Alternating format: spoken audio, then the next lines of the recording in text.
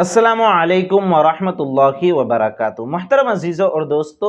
لوگ جب کسی مسئلے کا حل دریافت کرتے ہیں اور جب کوئی عالم صاحب، کوئی مفتی صاحب انہیں اس مسئلے کا جواب دیتے ہیں، اپنے کسی معاملے میں وہ رائے لیتے ہیں، اور جب عالم صاحب یا مفتی صاحب اس کو جواب دیتے ہیں کہ فلاں چیز حلال ہے، فلاں چیز حرام ہے، فلاں چیز جائز ہے، فلاں چیز ناجائز ہے، تو حلال و حرام، جائز ناجائز یہ تو لوگوں کے سمجھ میں آتا ہے، لیکن اگر وہ یہ کہیں کہ یہ چیز مکروہ ہے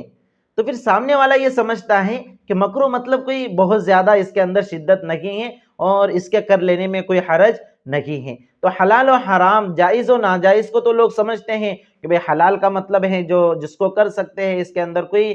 گناہ نہیں ہے، اسی طرح جائز کو بھی کر سکتے ہیں، اور حرام کو نہیں کر سکتے کہ اگر یہ حرام کام کوئی کرتا ہے تو اس کو گناہ ملے گا، کوئی ناجائز کام کرتا ہے تو اس کو گناہ ملے گا۔ لیکن جب کسی عمل کا حکم مکروہ کہہ کر سامنے آتا ہے تو لوگ یہ سمجھتے ہیں کہ بھئی مکروہ عمل کے کرنے میں کوئی حرج نہیں ہے، اور بہت سے لوگوں کو تو یہ کہتے ہوئے سنا ہے کہ بھئی یہ ناجائز تھوڑی نہ ہے، یہ حرام تھوڑی نہ ہے، یہ تو مکروہ ہے، یعنی مکروہ کو کوئی بہت بڑی چیز نہیں سمجھتے۔ تو انشاءاللہ آج کے اس ویڈیو میں ہم مکروہ کی جو اصطلاح ہیں، یعنی کسی بھی عمل کے تعلق سے جب یہ کہا جائے کہ یہ عمل مکروہ ہے تو اس کا کیا مطلب ہے، مکروہ کی کتنی قسمیں ہیں، انشاءاللہ اسے سمجھنے کی کوشش کریں گے، اور ساتھ ہی ساتھ حلال و حرام کی تعریف بھی اور اس کا مطلب بھی میں آپ کو سمجھاتے چلوں گا۔ تو میرے عزیز اور دوستو، یاد رکھیے کہ شریعت مطہرہ میں جب کسی چیز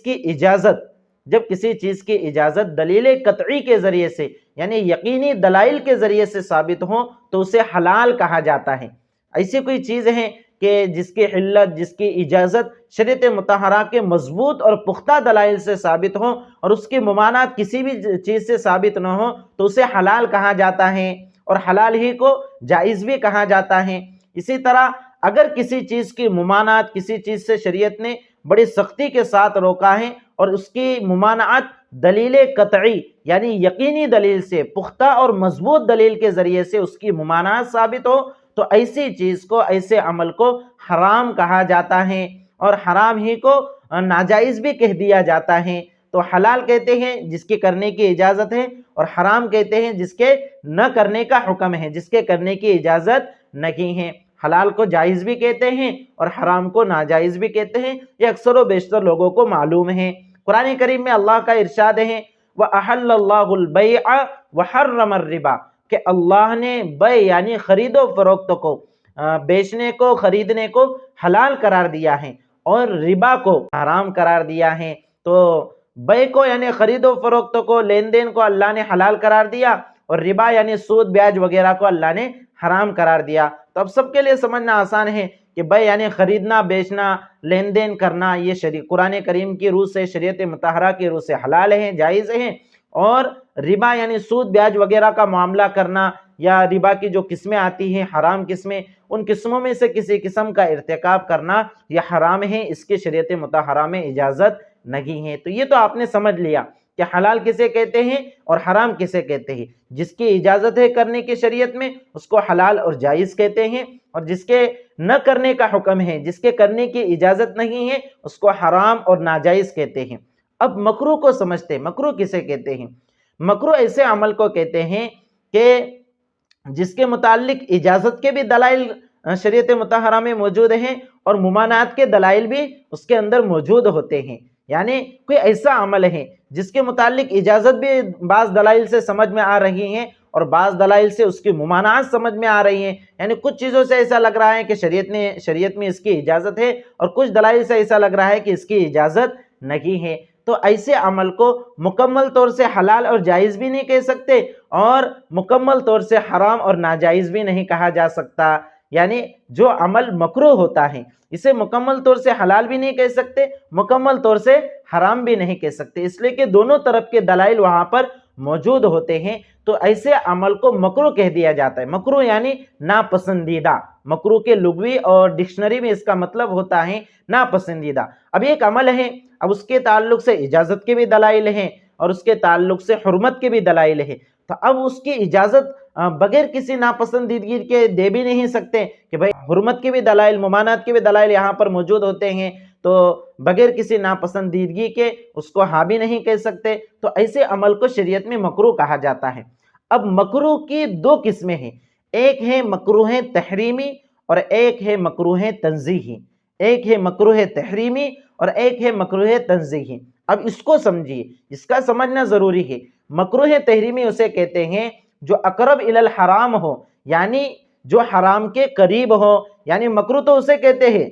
مکروہ اسے کہتے ہیں جس میں اجازت اور ممانعت کے دونوں کے دلائل ہوتے ہیں، لیکن مکروہ تحریمی کے اندر جو ممانعت کے دلائل ہیں یہ دلائل زیادہ مضبوط ہوتے ہیں، اس لیے اسے مکروہ تحریمی کہا جاتا ہے۔ یعنی بھائی مکروہ تحریمی یہ حرام کے قریب قریب ہیں، اس لیے مکروہ تحریمی کا حکم یہ ہوتا ہے کہ مکروہ تحریمی کا ارتکاب کرنے کی اجازت نہیں ہے۔ اگر کوئی مکروہ تحریمی کا ارتکاب کرتا ہے، کوئی عمل مکروہ تحریمی ہے، کوئی اس کو کرتا ہے، تو ایسا شخص گنہگار ہوگا اور عذاب اور سزا اور عقاب کا مستحق ہوگا۔ مکروہ تحریمی کے مقابلے میں دوسری قسم ہے مکروہ تنزیہی۔ مکروہ تنزیہی کہتے ہیں جو اقرب الی الحلال ہو، یعنی جو حلال کے قریب قریب ہو، یعنی مکروہ تو اسے کہتے ہیں جس میں اجازت ممانعت دونوں کے دلائل ہوتے ہیں، لیکن مکروہ تنزیہی میں اجازت کے دلائل یہ ممانعت کے دلائل کے مقابلے میں زیادہ مضبوط ہوتے ہیں، اس لیے اسے حلال کے قریب قریب کہا جاتا ہے۔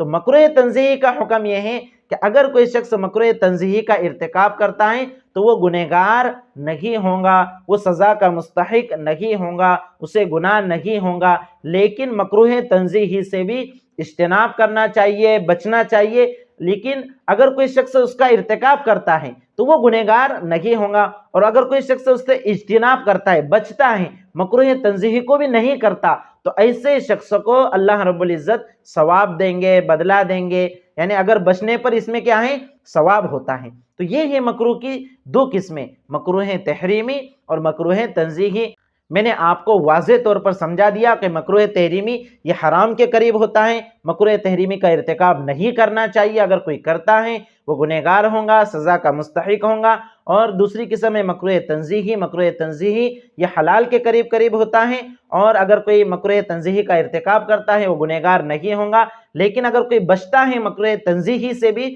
تو اس کو ثواب ملے گا۔ اب لوگوں کے ذہن میں کیا ہے؟ مکروہ ہے یعنی ناپسندیدہ ہے، ناپسندیدہ ہے، گناہ نہیں ہے۔ ایسا نہیں ہے میرے عزیزوں اور دوستو، بعض مکروہ عمل وہ ہوتے ہیں جو مکروہ تحریمی ہوتے ہیں، اور آپ یہ سمجھ رہے ہیں کہ مکروہ مطلب صرف ناپسندیدہ ہے، کرنے سے گناہ نہیں ہوگا۔ اب اگر وہ عمل مکروہ تحریمی کے زمرے میں آتا ہے اور آپ اس عمل کا ارتکاب کرتے ہیں تو آپ گنہگار ہو جائیں گے اور آپ عذاب کے مستحق ہو جائیں گے، سزا اور عقاب کے مستحق ہو جائیں گے۔ اس لیے مکروہ کو ہلکے میں نہیں لینا چاہیے۔ جی ہاں، مکروہ دو قسم کا ہوتا ہے، اگر وہ مکروہ تحریمی ہے تو پھر حرام کے قریب قریب ہوتا ہے، اور تنزیہی ہے تو حلال کے قریب ہوتا ہے، لیکن اگر تنزیہی سے بھی اجتناب کرتے ہیں تو پھر آدمی کو ثواب ملتا ہے۔ یہ میں نے شریعت کی جو اصطلاح عموماً مسائل میں بیان کی جاتی ہیں، یا آپ اگر کتابوں کا مطالعہ کرتے ہوں گے، کتابوں میں بیان کی جاتی ہیں تو آپ نے یہ چیزیں پڑھی ہوں گی، تو اب یہ آپ کے سامنے واضح ہو گئی کہ مکروہ کسے کہتے ہیں، مکروہ تحریمی کیا ہے، مکروہ تنزیہی کیا ہے، حلال اور حرام کیا ہے، جائز اور ناجائز کیا ہے۔ یہاں پر ایک بات آپ یہ بھی ذہن میں رکھیے کہ جو چیز حلال ہوتی ہے اسے جائز بھی کہا جاتا ہے، اور جو چیز حرام ہوتی ہے اسے ناجائز بھی کہا جاتا ہے، لیکن جو چیز حرام ہو،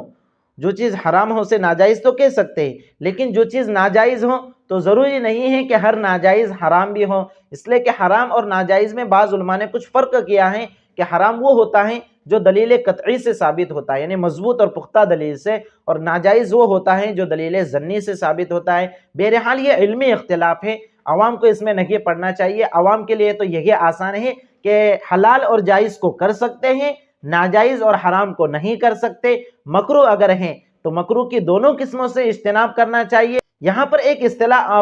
اور سمجھ لیجئے جو عموماً بیان کی جاتی ہے، بعض مرتبہ علماء کہتے ہیں کسی عمل کے متعلق یا کسی چیز کے متعلق کہ یہ چیز مباح ہے، آپ نے اس کو سنا ہوگا کہ یہ چیز مباح ہے، ایسا کہا جاتا ہے۔ تو مباح کسے کہتے ہیں؟ مباح کہتے ہیں ایسی چیز کو جس میں کرنے کا نہ حکم دیا گیا ہے اور نہیں نہ کرنے پر سزا اور عقاب کا حکم سنا گیا ہے، یعنی جس کا کرنا اور نہ کرنا دونوں برابر ہے، اسے مباح کہا جاتا ہے۔ اور چیزوں میں اصل اباحت ہی ہے، الاصل فی الاشیاء الاباحہ، کہ چیزوں میں اصل اباحت ہوتی ہے، اجازت ہوتی ہے، جب تک کہ کسی شریعت کی دلیل سے اس کی ممانعت ثابت نہ ہو جائے۔ تو مباح اسے کہتے ہیں کہ کرنے کے اوپر نہ ثواب ملے گا اور نہ کرنے کے اوپر، یعنی اگر کوئی چھوڑ دیتا ہے تو न करने के ऊपर उसको कोई गुनाह भी नहीं होगा, तो इसे कहा जाता है मुबाह। तो आपने समझ लिया हलाल, हराम, जायज़, नाजायज़, मकरूह तहरीमी, मकरूह तंज़ीही, मुबाह। अब फ़र्ज़ और वाजिब किसे कहते हैं, फ़र्ज़ और वाजिब किसे कहते हैं, इसके ऊपर मैंने मुस्तकिल एक वीडियो बनाए हैं जुमा की नमाज के ताल्लुक से। उसमें मैंने फ़र्ज़ और वाजिब की तारीफ़ समझाई थी। आपको अगर किसी ने नहीं देखा है तो वो जुमा के मसाइल की जो प्लेलिस्ट बनी हुई है चैनल पर, वहाँ पर जाइए और वहाँ पर आप वो फ़र्ज़ और वाजिब की तारीफ़ को समझ सकते हैं। तो इन इस्तिलाहात को अच्छे से समझ लिए, ज़िंदगी भर काम आने वाली चीज़ें हैं। आप जब भी कोई मसला पूछेंगे किसी आलिम या मुफ्ती साहब से, वो इन्हीं इस्तिलाहात के ज़रिए से उसका जवाब देंगे। तो आप इन इस्तिलाहात को अच्छे से समझ लें और अपने दीगर भाई बहनों के साथ भी शरीयत मुतहरा के इन मसाइल को शेयर कीजिए। अस्सलामु अलैकुम व रहमतुल्लाहि व बरकातहू।